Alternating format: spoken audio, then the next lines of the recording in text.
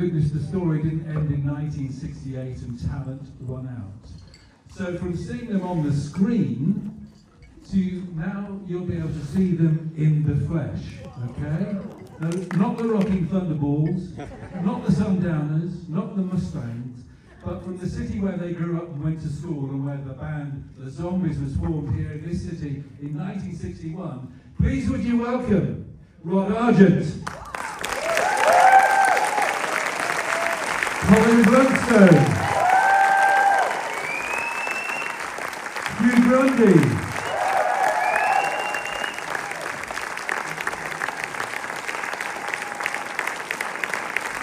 and Christopher White is on his way down, which is absolutely fantastic. We've got sort of 25 minutes really with you and with the band. I'm going to call them the band still. 25 years in their second incarnation, and if they're feeling a little weary, they've actually filmed a CBS TV programme. Was it at the Old Verulamium's Yes. Rugby Club today? It was, yes. Okay. And then afterwards at the club, St Michael's? what club did we go to this afternoon?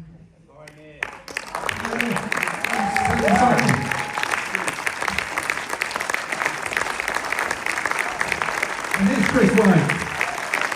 Great to see you again. Water here if you need it. Shall we plough straight into it? And I first want to ask Rod about his health because I'm sure you know you very sadly had a stroke last year. How are you? Well, I'm pretty good actually at the moment, but we've had a great day today, a very full day, and last night I only got 3 hours sleep, so you've got to excuse me if I'm a little bit less fluent than You'll I be should great, be. you'll be great. How did this documentary come about really? Whose idea was it? And anybody answer it?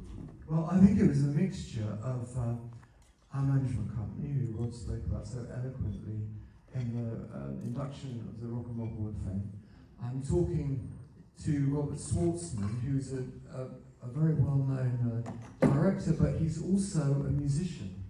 And I think that really appealed to us. Rob and I first spoke to him on a Zoom meeting, and we realised that he understood how the music business worked and how musicians think. We just warmed to him immediately. And he knows the film industry very, very well. Interestingly, he's in a band called Rooney, whom is. I read. They were formed by people who met each other at school, just like you did. And he's made a documentary about Rooney. So They've had some real hits in the States, certainly. In the early 2000s, they had 2 or 3 top 20 hits. And so, how much sort of influence did you have over the final edit and what it turned out to be? Well, it was extraordinary actually, because when Robert first phoned up, I really liked him, and I thought, I didn't know anything about him, but I later learned he was part of the Coppola family. But I thought, he's great, but I said, Robert, I really don't think you should make this documentary because there's not really any footage left of the early days, because everything, because our manager at the time really wasn't interested in anything but making money out of us, it wasn't like Andrew Oldham in the Stones who managed every part of the Stones image and got them to start writing by locking them in a room all day. And so all the original footage are gone. And so I thought that he's not going to find anything. But my God, there's even footage of my dad's early. Well, not early. His playing, and I didn't think any of that still existed. Was it, Chris, your 21st birthday party? Yes, I was 21 and that was shot at my 21st birthday party. So I saw the credits. Obviously, you contributed to a lot of archive, but he found it. It's just brilliant. So those interviews were done over several sessions. What, about 3 years ago, I think. But when you saw the film for the very first time, and maybe again seeing it tonight for I don't know how many times you've seen it, what goes through your mind, and what did you think? In our late 70s, we were successful in our 20s, to be quite honest. That was the first went through my mind anyway. What a great thrill, really, to have memory that will last forever for my children, my children's children, and so on. So I'm really, really well thrilled about that. I must tell you a wee story, because I've seen the documentary a few times now, and I didn't catch sight of this until I think it was earlier this last week in Finsbury Park. And as Rob quite rightly said, bless him, he said he picked me out of the marching band because he thought I had a fairly reasonable sense of rhythm, which I thank him for, because he asked me, do you want to join a band? And I said, yes. But the interesting thing is, and I've only noticed it in the last time I saw it, that I am actually in that shot of the marching band, the actual marching band, and I know it's me because all the cadets were required to wear their berets. You put your beret on, and you went like that. But I can't put the mic down, but I did it both sides, so I had a little peek here. And they kept on telling me, Grundy, put your beret on right. Great story. I loved as well that we were able to discover a little bit about the talent that Paul Atkinson had on guitar. And in those early days, his lead guitar was probably better than George Harrison and maybe Brian Jones, I don't know. And what an amazing guy. And so wonderful to see his daughter on the screen as well, eh? It was brilliant, yeah, and it's right what was said on the screen, that he had a great groove, actually. I mean, that's the thing that really impressed me when I saw him. I was there for 20 minutes, and I thought, yeah, this guy really locks into he was in a folk club playing a very different sort of music. But you were doing this before the Byrds and Roger McGuinn and, you know, the Rickenbacker. Yeah, I suppose he was, yeah. So you had a real musical education by being a chorister here at St Albans Cathedral, and I know that was, you know, made a big impression, and you learnt a lot. In what way did that help you when you went into rock and roll? Well, I was brought up on a council estate. You know, my parents didn't have a lot of money, but my mother was very keen that I should join a choir, and I did at a very young age. And it really was a revelation to me, because it opened my eyes to maybe 400 years of the best classical music that, you know, that there's ever been. And I always remember the first time it says it on the documentary actually, but when the new organist that came, Peter Herford, he wanted to melt a version of St Matthew Passion. And I thought, yeah, okay, you know, just went along there. And it was just wonderful. And when we started singing the first chorus, I thought, wow, this is a whole world that's open to me. And I think it did have a very indirect influence on me, and my sort of feeling for harmony and knowledge of harmony. But it's still, you know, while I loved Bach and classical music, it didn't stop me being knocked out with Elvis, but then also from Miles Davis. Actually, Colin brought me this t-shirt. There's a picture of Miles Davis in. So when you went from choir practice, Yeah. you then went straight to sometimes rehearsing with the band. Did your choir master know what you were up to? No, he didn't. And he asked me to stay on, you know, and become a lay clerk, which, you know, to sing as a man for, you know, 2 or 3 years. When your voice broke? Yeah, and then I had to sort of say, well, I can't, I've got to go straight off tonight, because I was going straight to a gig, you know, playing. But I daren't tell him at the time. Quickly then, did you have any formal piano lessons and training? No, I was self-taught. But And what about you, Colin? You picked up the guitar at 12. That's right, yes. And No formal singing lessons? no, I had singing lessons much later in life. Roy introduced me to a singing coach called Ian Adam, and he coached a lot of the stars in the West End, and especially he didn't want to change their voices, but he wanted to make their voices stronger and more accurate. So he taught you a little bit about singing technique, and also gave you a set of exercises to sing. And for many years now, I've done those exercises, and when we're on the road, I do the before sound check, so that's 35 minutes before sound check, and then 35 minutes before the show. So before the show starts, I've been singing exercises for over an hour, and that's really helped me in later life. the original band, I was just bluffing. I had no experience of anything. It might be interesting to know that, as Rod said, he was a choir boy, and it doesn't come out anywhere in the documentary, but I was myself a choir boy, and so that in a different church in Hatfield where I lived, and of course I joined at the point where I was in the altos, and as I grew up, I ended up in the tenors for obvious reasons, and that gave me a sense of harmonies. And to this day, I play in a band where I live at home, as you saw in Menorca. I play with a friend of mine who's right up there right now, Mr. Nick Colin. Wow. And so you learned to play the drums at the school or in the cadet force? Absolutely. At first grounding was, of course, in the cadets, and then when we went to that very first rehearsal, as you saw, at the Pioneer Club, it was dear old Jim who sat me down at a drum set and showed me the very first rock and roll rhythm, and I just played it like that. It was easy. From that point on, I thought, yeah, I like this, I want to be a drummer. Chris, what about you? Because you lived in Markgate, you were, I think, brought up in Barnet, and your parents moved there around the local shop there in Markgate. My father played double bass, amateur, and so he taught me how to play bass. But then I saw the Shadows play electric bass, and of course I got one of those, and that was wonderful. And it was fantastic. Tell us about recording She's Not There, because I think it was an evening recording session when you went in and recorded 3 or 4 other songs at the same time. Yeah. And the engineer had a bit to drink, hadn't he? He'd been at a wedding all day. I mean, the strangest things happened to the Zombies. It was decided we were going to record in the evening because it was thought to be more cool if you recorded through the night. We'd never last out now, we'd be asleep if we recorded through the night.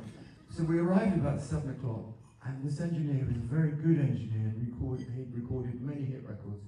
He was absolutely and completely blind drunk. And unfortunately, he was very aggressive as well. And I can remember, having been in the business for now 65 years or something like that, I remember in that first session, putting the headphones on and singing, and this guy screaming obscenities into the headphones.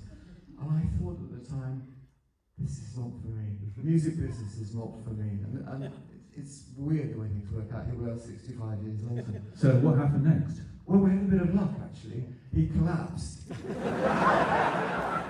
He collapsed flat on the floor, and we carried him up 2 flights of stairs, 1 zombie on each arm, and 1 zombie on each leg.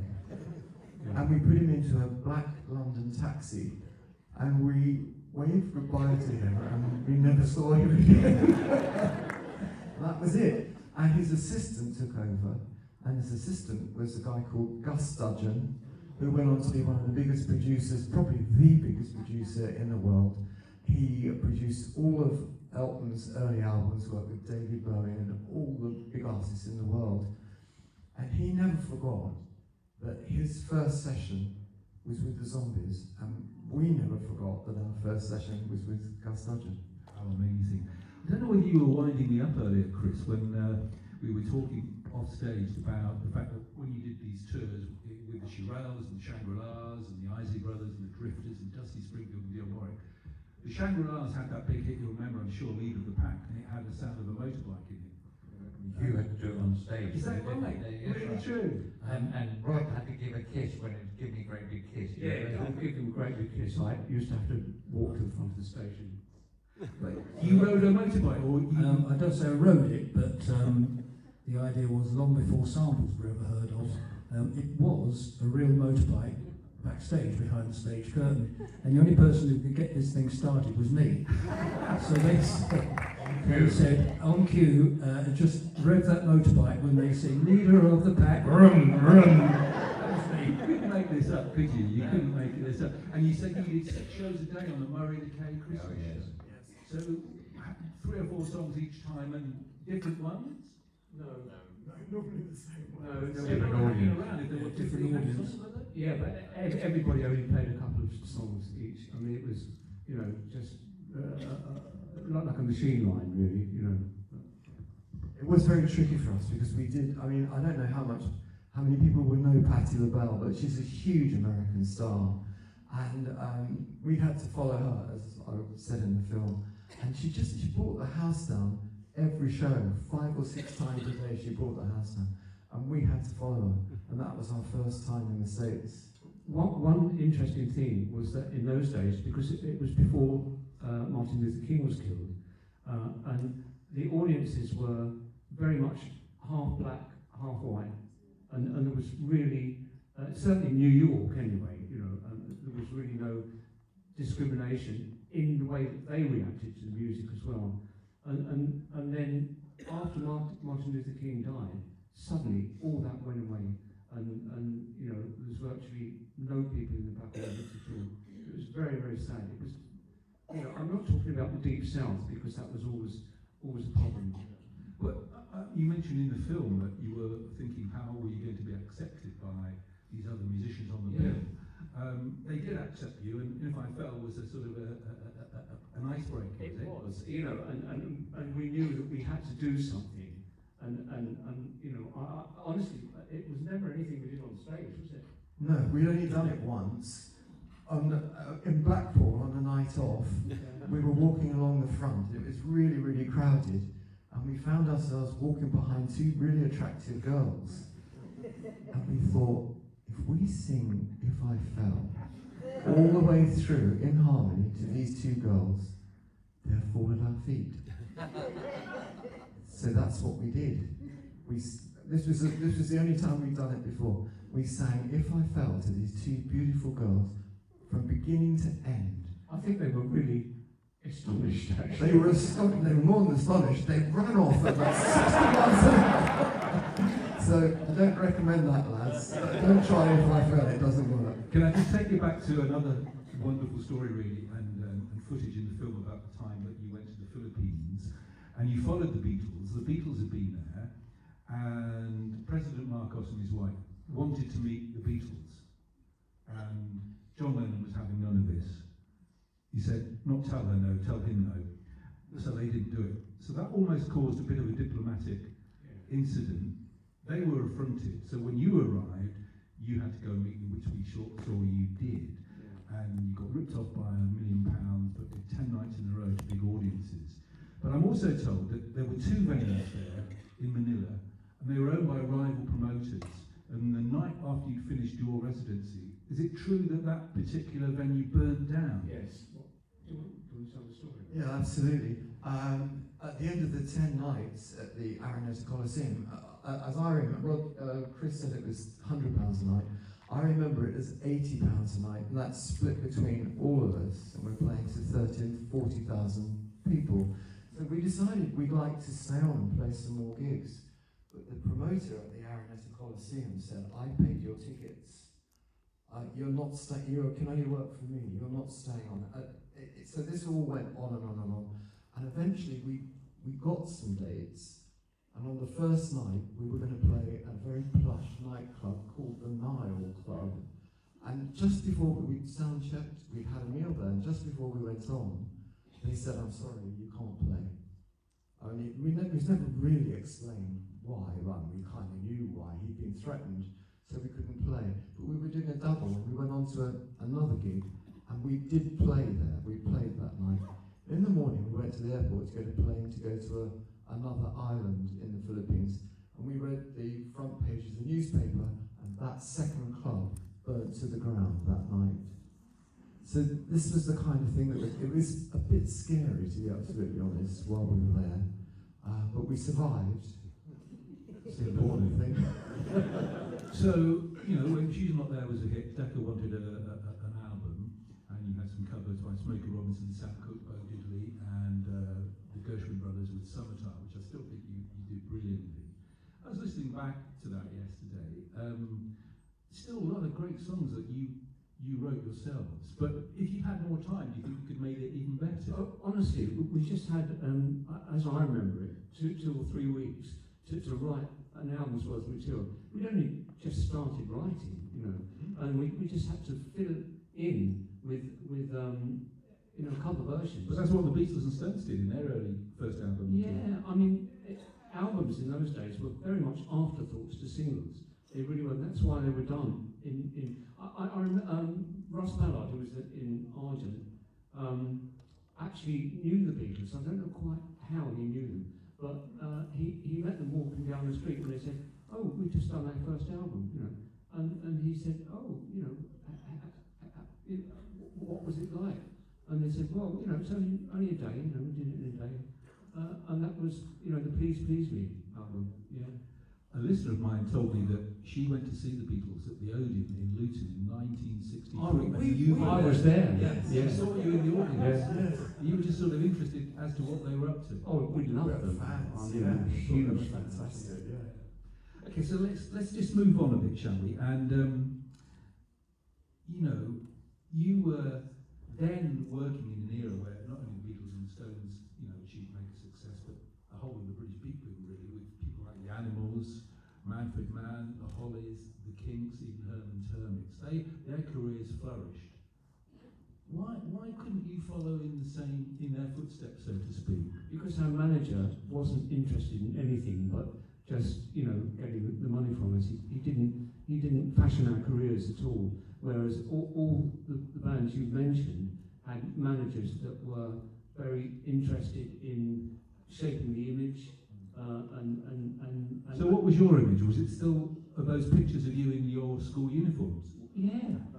It's really unfortunate. I can remember the first time we went to Decca, and remember we were 18 or 19 years old, and we were sent to the publicity office, and this was in like a 20-minute meeting. It was like, well, what's your image going to be? What have you been doing? And somebody said, well, we've only just left school. Oh, you've just left school? And somehow the conversation gets around to how many O-levels have you got? I mean, trying to sell a band on how many O-levels you've got. People want their bands to be pirates and brigands and bad boys. And we were presented as almost country bumpkin geeks with academic abilities of rather dubious accounts, to be absolutely honest. I certainly wasn't bright at school. But that's how we were, the image that we were given. I mean, it was over. By the time we'd finished that 20-minute conversation with the Decca publicity outfit, our future was in doubt, I think. And those early photos followed us around for They years. still follow us around now, jumping up and pulling us Outside. Yes. It always embarrassed me because alongside these lovely guys who are obviously quite bright, Colin, you were brighter than me, because I only ever got four O-levels, and that always bugged me at the time. So you always used to say, but I wasn't smart, but I was dressed smart. As I am tonight. So you said, Hugh, in the film that so at the end of recording Odyssey and Oracle, you had no manager, no money, and no record deal. But when Time of the Season was a hit in '69, I know it's maybe easy to say this with hindsight, could you not have got together again and cashed in on that opportunity and restarted? We could have done, but but Chris and I were never interested in looking back. And we'd already started working on Colin's album, on the stuff with Argent, and we weren't just going to abandon that and go backwards, you know.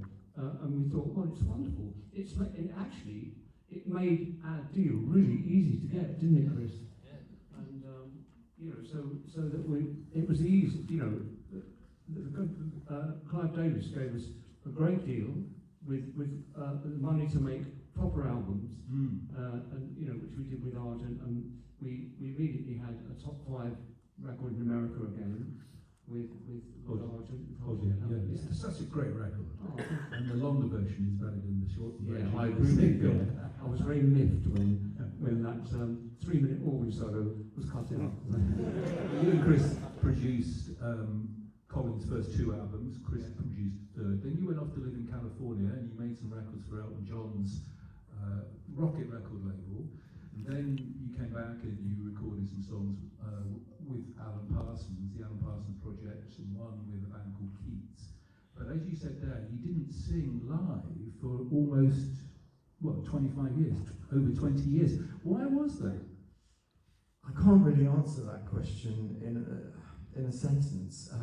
I think the thing is that getting on the road, it requires a new mindset. You know, you've got to find a band, you've got to find a manager, you've got to find an agent, then they've got to be booking hotels, the gear's got to be transported.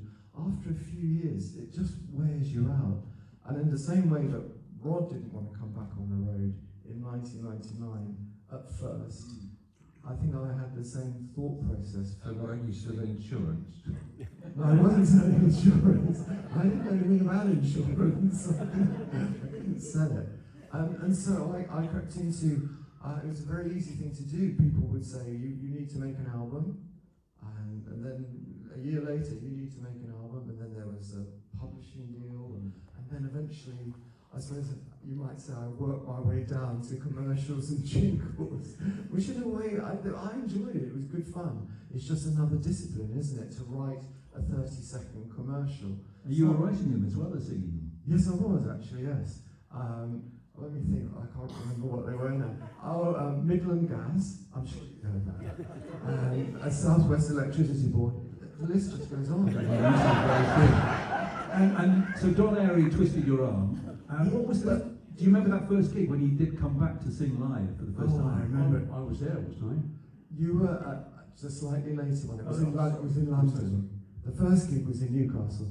As you rightly said, I hadn't sung live for about 25 years. So I would imagine I was very scared. But more than being scared, I was intrigued. I had no idea if when I opened my mouth, if a note would come out. This is going to be embarrassing if nothing happens. It was in Newcastle, and I've always thought of Newcastle as being a pretty tough place. So it was a baptism of fire to drive up the A1 to Newcastle and see if I could sing again. He was absolutely brilliant. I mean, we were there, and he and Don had put a great band together. Yeah. It was really brilliant, and I thought, oh wow, you know, that was really, really wonderful view. So what, Chris, were you doing after not producing Colin and whatever? We were looking for different. We were working with different musicians and recording things, and then especially with Rod's group, Argent, we were working with that. And of course, when Colin came along, we started working with Chris Gunning, who was a great composer. Yeah. On his album. No, it took a year, as Colin says in the film. But basically, that's what I was doing. But after that, I mean, sort of into the 80s and 90s, before you joined the reunion of the I moved to Spain for a while, then came back and then carried on writing and working with people since then with my wife and everything. So basically, yes, we're still writing. And with one of your sons. Oh yes, two of my sons. Yeah, J.J. White. And Matthew, yeah. I'll come back to that because I wanted to ask you, tell us what you heard when that tape arrived from Queen. Well, as I said quite plainly in the film there, it did. It blew me away, and I thought this was really something different. And I made it my business to go down and see them play live at the London Hospital, so I think it's just south of the river in London there. And once again, as I said, they just knocked my socks off. Yeah. And I thought I have got to try and get this band signed to CBS. That would be huge kudos for me. But of course, they decided that they didn't want to pay that money. Anybody else that we would have heard of now that slipped through the net of CBS? I wouldn't say anybody in the live band era, but I've certainly, it was my job also to listen to American records that were sent over and to pick them and see if they were a bit like Dick Stockton in Boise, Idaho. And I was listening to records, and I thought that a record by the Byrds called Chestnut Mare might do well, and that became a massive hit. Also, what's it called? I can't remember now. Chicory Tip, that was another one I found. Son of My Father. Son of My Father, yes. Yeah.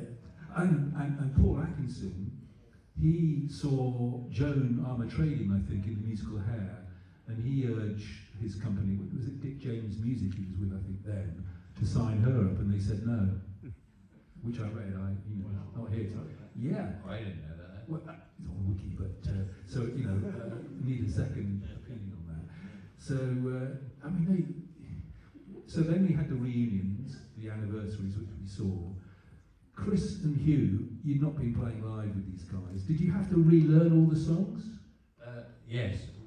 Hugh and I got together because we suggested to Rod, he thought we couldn't actually play anymore because I hadn't been doing it for a long time. Exactly.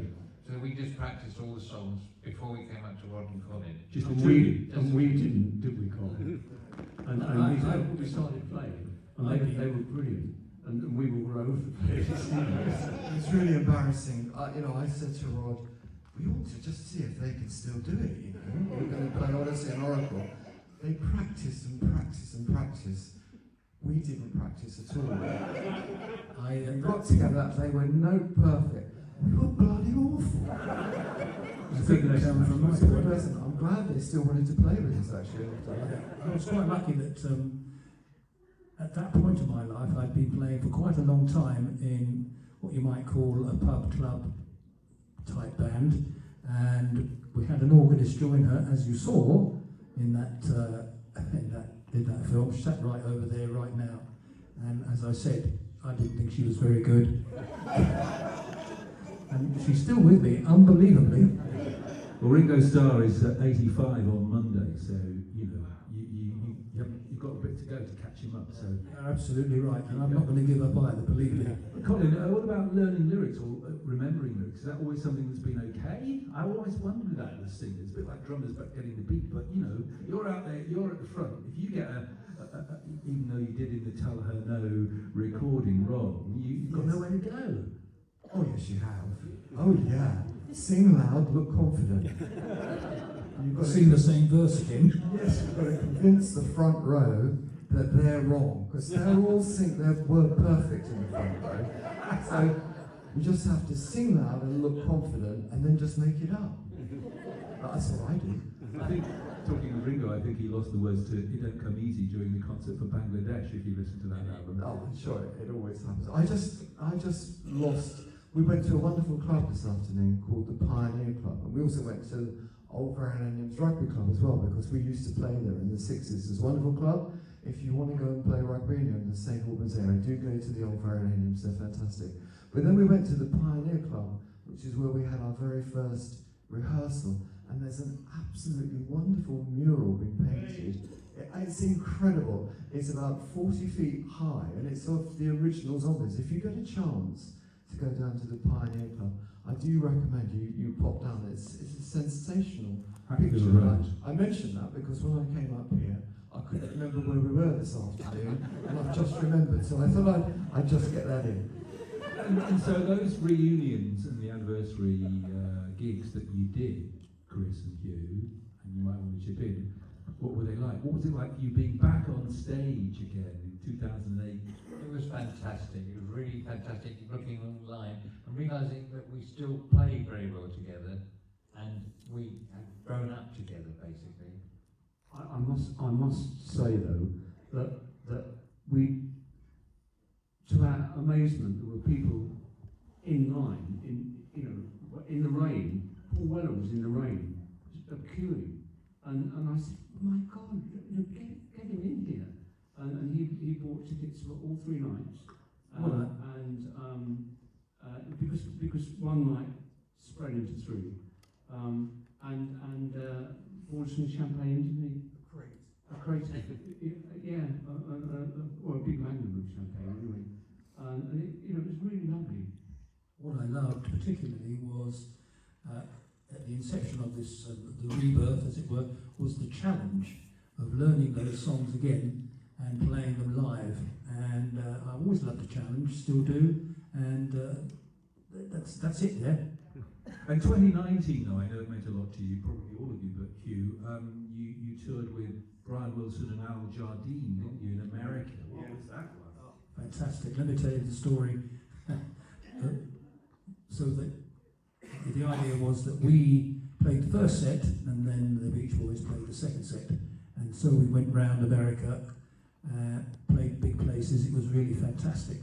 And the final show, the Beach Boys were obviously in full swing, and we were getting towards their end of their set, and they see us by the side of the stage, having a lovely time dancing away, and they just went, "Come on, get on!" And we all went on. I picked up a tambourine, And if you see a video, which is available if you look on YouTube, the loudest thing on there was this flaming tambourine. But at that point, one of them invited me up onto his little bit of stage and put me in front of a microphone. So I've got the great pleasure and honour of singing harmonies with the Beach Boys.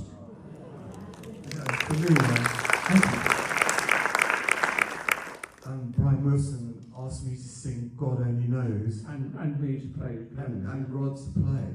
And so, you know, Paul McCartney said this is the most perfect, wonderful song that's ever been written. So if you can imagine, we were at the Greek Theatre, it was sold out, it's 7,500 people, and to walk on stage and sing God Only Knows with Brian Wilson playing piano right there, it was slightly nerve-wracking. I walked, it's a huge stage, and I walked on, and I was walking towards the mic stand and trying to keep very calm, just with my eyes on the mic stand, and then when I got to the mic stand, I realised there wasn't a mic on it. So do you know the expression glass trousers? Well, I was experiencing glass trousers at that point. I'm standing there with no mic, Brian Wilson waiting to start God Only Knows. So it felt like 5 minutes, but it probably was 5 or 10 seconds. They managed to get a mic on quickly and put it in front of me. But no one told,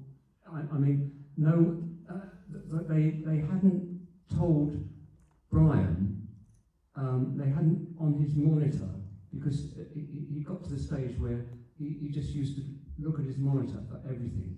And they hadn't told him to stop playing the piano and to stop singing. So he was singing along and playing the piano, and they were desperately trying to mix him out of the mix. And even though he knew that Colin and I were going to be playing, God only knows. So it was an interesting experience. It was great. As far as the audience were concerned, it was fine, but it was a little bit challenging. It's show business for you, isn't it? All those little mistakes. So the Zombies toured the America last year at the start of the year, and then your final UK tour. We weren't to know at the time, you weren't to know that the final gig of the UK tour at the Barbican in London, where I think Paul Weller again was there. yeah, he was. It was the final time that we were able to see you live. How did that gig go? Would it have been a fitting end to your live career? It really would. And I mean, I come back from America with double pneumonia a year before. And then the doctor said, and we had this gig coming up, and a tour, you know, with the Barbican, and it would have been a huge thing to sort of obviate it, you know, at the very end. So I went to the doctor, and he said, well, I'm not going to tell you not to do it. He said, but there may be repercussions, and there were. And I had a stroke, you know, and I had a stroke very soon after that. Anyway. I didn't realise. So you think doing that gig might have caused it? Well, not that gig, no. But really carrying on the tour because of the reasons that we were. So, do you think you'll write material again, new material in which the band could then record? Well, I've already finished one song, and which I'm very pleased with. And because Colin's, I can't wait for him to come round, but he's been doing stuff in America to promote the documentary. Yep. And I'm going on Monday. So tomorrow we're going to Abbey Road to do a TV show for America. And then on Monday I'm going to America to do more things like this, to promote this incredible documentary. And also, though, I think you're going to do some songs live at those events, backed by really? Robert Schwartzman's band. Absolutely. Wow. Yes. So what are you going to do? Zombie songs as well as solo stuff? Well, I've got a rough idea what we're going to do, but I mean, we're not doing it till Wednesday, so we've got plenty of time. we'll bluff something, I'm sure. So you've still got that hunger. Oh yeah. I'm going to keep doing it for as long as I can. Yeah. So we might see you doing another solo tour around here, because I saw the world premiere of 1 year, 53 years after you recorded it last year at the Harpenden Eric Morecambe Centre with a string quartet, a whole of 10 songs in the second half. Fantastic event. You were just amazing. Oh, thank you very much. And you were there, Chris, weren't you? Colin's 1 year debut. Oh, yeah, fantastic. it was wonderful to see it. Yeah. Yeah. And you know, considering that you co-produced and wrote some songs for it, it must have been amazing Oh, to it's see. wonderful to see him before, because he's got such a great voice. Yeah. That's why we worked for him, with him. I don't know. So I'm not sure if you're the right people to ask. Will there be another Begin Here festival around here next autumn? That I don't know. I don't think it's for sure, you know, but it's not going to be this year, but there's talk that it might be next year. I'm not absolutely sure. I really hope there is, because Salem was such a wonderful town to entertain zombie followers, and we have a wonderful zombie weekend. And you can see so much just around the centre of St Albans, so you could walk to everything.